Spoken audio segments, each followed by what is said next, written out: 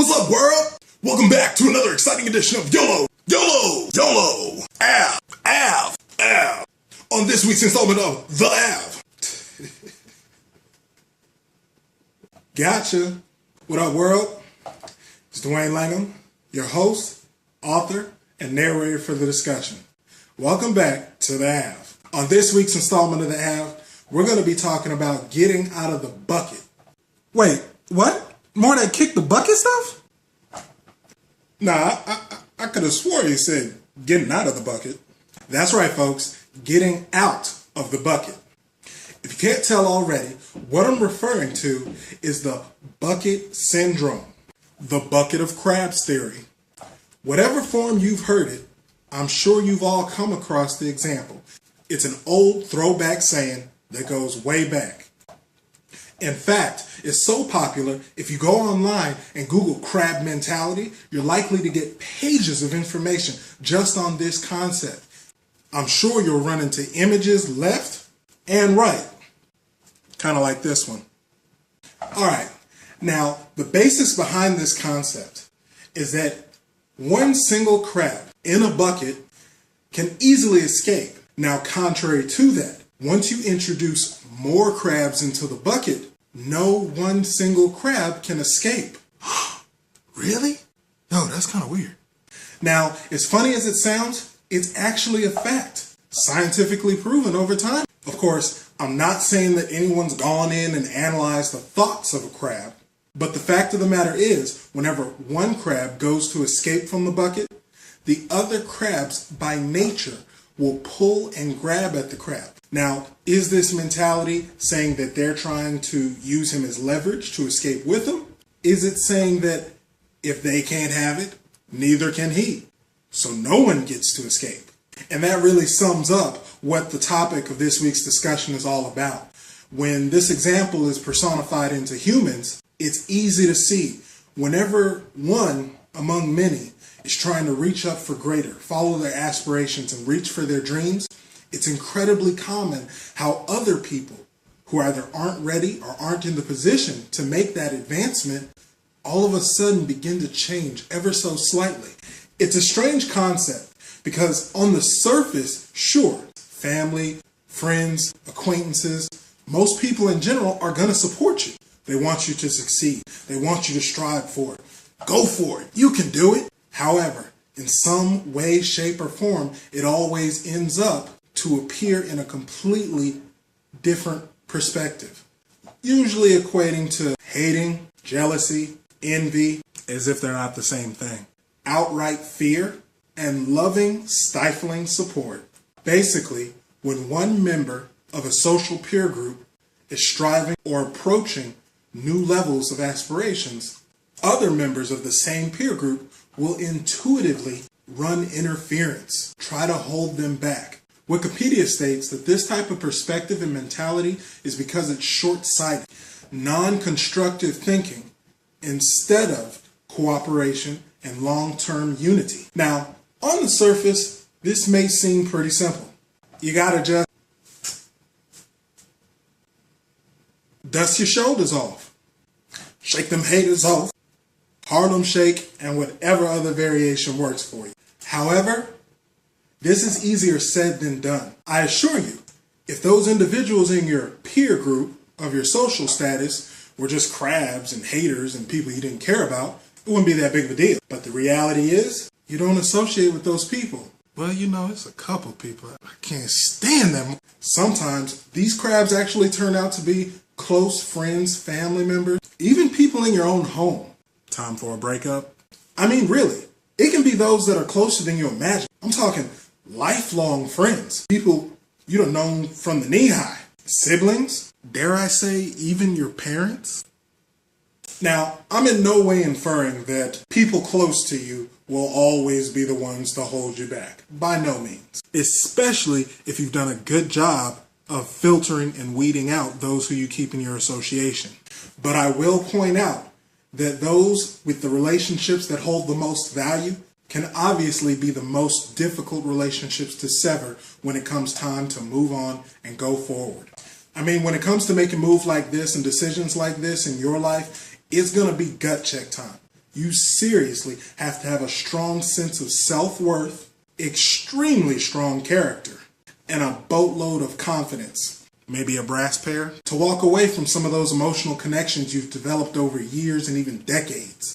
But because this type of social surgery is so close to the heart for so many of us, it should definitely be a topic that hits home for you too. Now, I'm not suggesting that you have to completely cut off or disassociate yourself with the people that you've grown up with and help develop the person that you are today. However, if you are a person that aspires to be more, do more, and have more in your life experience, odds are you will come to a point where you're going to have to make some serious decisions in your life. In order to evaluate your own pointless person search, you're going to have to look deep inside you so you can put your life into perspective.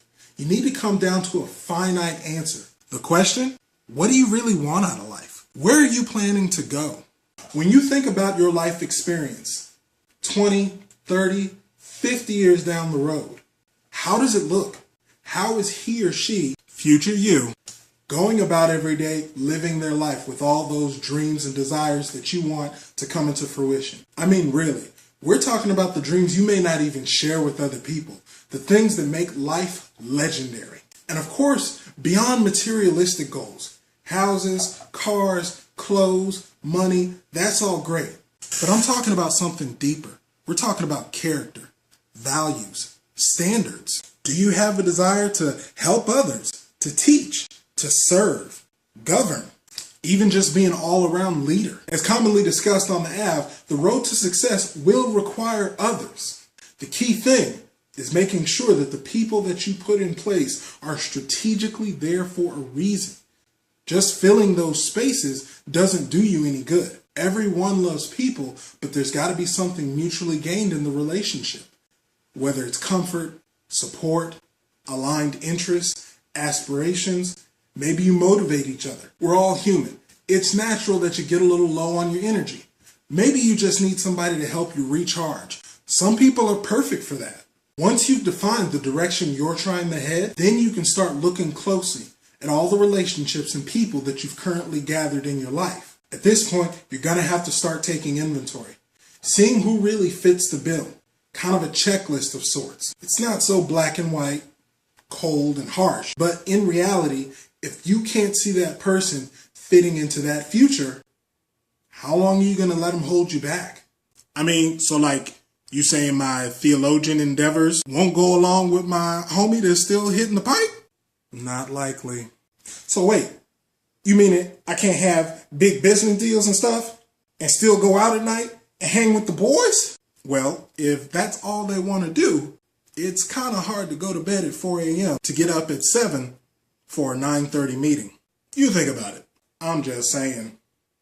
Really analyze. Do they even understand or grasp where you're trying to go? Do they understand how important it is to you? Do they realize what that goal means to you personally? What it represents in your life as far as satisfaction and purpose? And always the biggest thing to analyze is whether or not the relationship is built on a two-way street.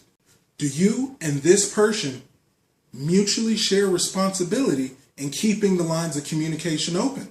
Does everyone involved in the relationship benefit? Or are you only sharing the circumstances you're currently in? Wait, what does that mean? Well, being broke for one, hard times, overcoming obstacles of a horrible situation. Honestly, even being in the same place at the same time can be some of the reasons that we hold on to relationships these days. Another way you can run this test is to ask yourself, take the 3 most common things that you do with this person. Now, mind you, if they're positive, if they build you up, if they're pushing you in the right direction, don't even worry about it. It's all good. But if those 3 things have absolutely no gain for you, and upon their removal, you actually find out you would have nothing in common and not really spend that much time at all, what's drinking with the boys like when there's no drinking? Now, I'm not saying these aren't valid social tools that help us all grow closer. What I'm saying is ask yourself, if they were removed from the situation, would your friends be removed from your life? I'll wrap it up with some final thoughts that the law of association points out that your income, habits, and lifestyle can all be summed up with the expectation of what your closest 5 friends share in those areas. Now, when you take a look around, odds are it's going to be a good thing and you're already on track, or you might be a little disappointed at the people you see around you. Bottom line is, if one day you hope to rub shoulders with giants, you're going to have to let go of all the little people and small-minded thinkers hugging your ankles. A great resource to expand on this thought is Napoleon Hill's Think and Grow Rich. It covers an amazing concept called the mastermind. Through this principle, you don't even need to know or be in direct association with those you admire who you think would think better. This concept of the mastermind is actually structured around using your mind's subconscious to ask the questions that God, the universe, whatever you want to call it, would answer back. Should I make this decision? Should I go left? Should I go right? Is this for me? What would he do? To sum it all up, there are countless innovators, leaders, and great men and women who all value that one person with the knowledge to get things done is far less powerful than many gathered together with a unified purpose. It's important that you distinguish who you have in your life for purpose, and not just people haphazardly bumping into you and holding you back. Make sure that those you choose to associate with are the caliber that you want to be, and that they already enjoy or are seeking to enjoy the lifestyle that you want to attain. These tough decisions are the ones that make up greatness, but they're also the ones that help us get out of the bucket.